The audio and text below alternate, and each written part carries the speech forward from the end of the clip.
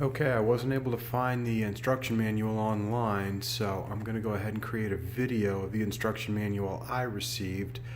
I'll try to keep the glare off of it, and I'm only going to pause on each page if I either have a comment or just long enough for you to pause the video so you can see what's on that page. So anyway, here we go. Here's the instruction manual.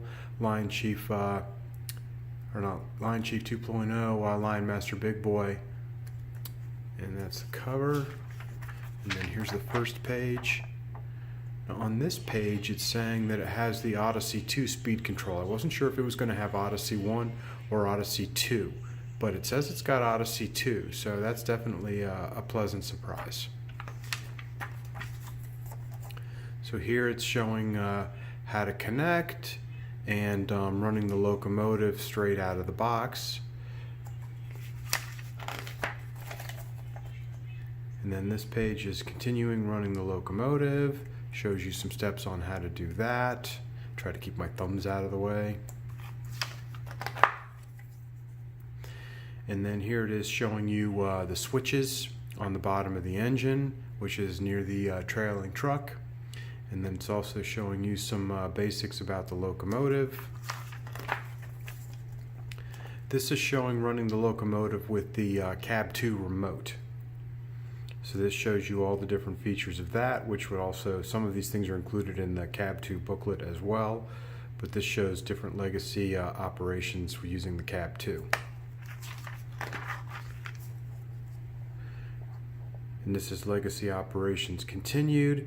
And then the next page over, page 13, it says rail sound system operations. Now, just to be clear here, it's rail sounds 5, not legacy rail sounds. If you set your engine on your Cab 2 to use legacy rail sounds, it's not going to work. I tried it. So set it to rail sounds 5, the Cab 2 it says RS5, and you'll be just fine.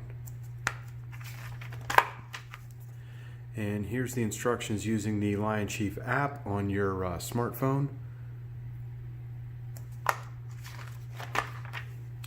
And this is the smartphone app continued.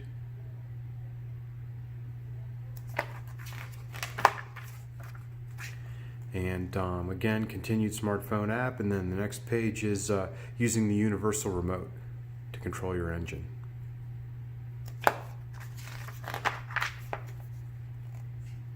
And then continuation of using the universal remote on this page.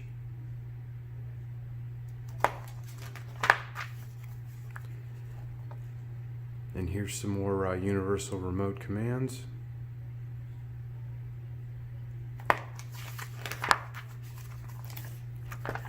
And now here they're showing how to control the engine with a Cab 1 remote. So you've got the Cab 1 and the Cab 1L are very similar remotes, but they basically are what you would normally control a TMCC engine with. The legacy remote's great, but you don't get all the legacy features with this engine.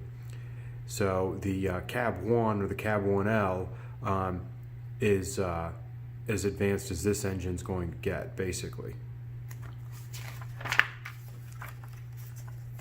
So this is a continuation of that.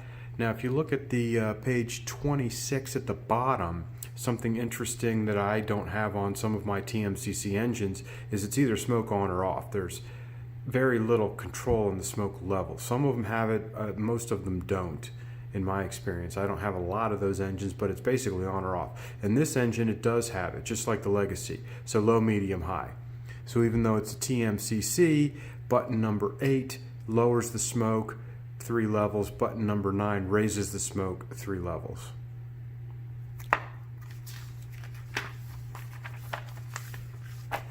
So the previous page showed conventional on the right. Now there's additional conventional on the left page if you want to run it in a conventional environment. On the right page it shows you how to oil the engine. I like to oil mine before I run them for the first time.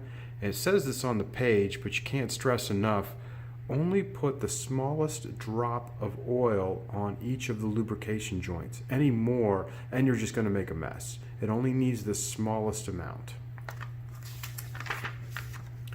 And then here it shows oiling the tender.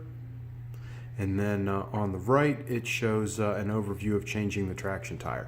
This engine did come with spare traction tires and a little tool, hex nut tool, so you can take that nut off. It shows in the picture there by my thumb. So if you need to replace the traction tires, you've at least got one set plus the tool to do so. And that's it. Here's looks like a warranty page, but that's the whole remote.